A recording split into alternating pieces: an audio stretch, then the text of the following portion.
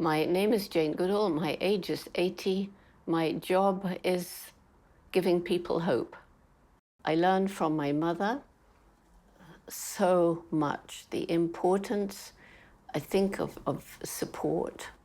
Because when I was a child, my mother supported all my crazy love of animals. When I wanted to go off to Africa, age 10, and everybody laughed at me, she supported me, and she simply said, which I took to heart and repeat again and again, that if you really want something, you have to be prepared to work very hard, take advantage of opportunity, and above all, never give up. In my life right now, I'm 80. There is so much left to do. So I would like to go back and give myself a bit longer. But as it is, I don't know how long I have to live, but certain it is that every year takes me closer to the end, whenever that end is. And so there's this feeling of desperation. There's so many places I want to go. There's so many people I want to talk to. There's so many hearts I want to reach. And I'm just me, and I try and use this electronic stuff, and it does work to a certain extent, but it's not the same as being there and sensing a person and trying to get in here where it seems impossible to do.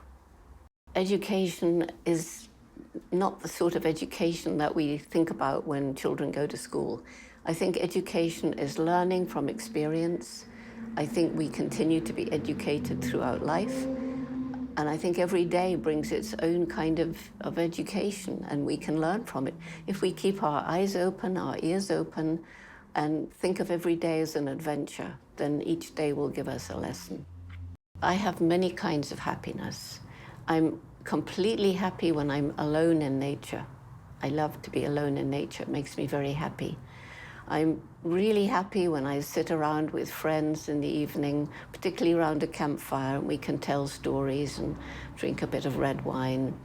I'm totally happy when I'm walking with a dog, because dogs make me really, really happy, because you can just be yourself with a dog, and a dog is always himself or herself with me. And when I was a child, my great teacher was a dog who taught me that we're just part of the animal kingdom, and that we're not the only beings with personalities and minds capable of reasoning, and certainly not the only beings with emotions like happiness, sadness, fear, despair, nor are we the only beings capable of giving and receiving love. The biggest problem that we have as environmental activists is to fight the power of money. Because there's absolutely no question, there are people in government who truly agree. When I talk with them, they agree that this mine shouldn't go ahead, or that dam shouldn't be built, or Monsanto shouldn't be allowed to test its seeds here. But when this, it's corruption really, but the might of money, the corporations that hold governments in their hands because of lobbying power and so forth, it's really frightening. If I'm allowed to change a few things, if I just have this magic power, I would like to, without causing any pain or suffering, reduce the number of people on the planet, because there's too many of us. It's a planet of finite resources, and we're using them up. And that's going to mean so much suffering in the future. I would like to alleviate poverty, because when you're poor, never mind the individual suffering, you're destroying the environment, because you have to. You have to cut down the last trees to try and grow a bit of food to feed yourself and your family, or to make some charcoal.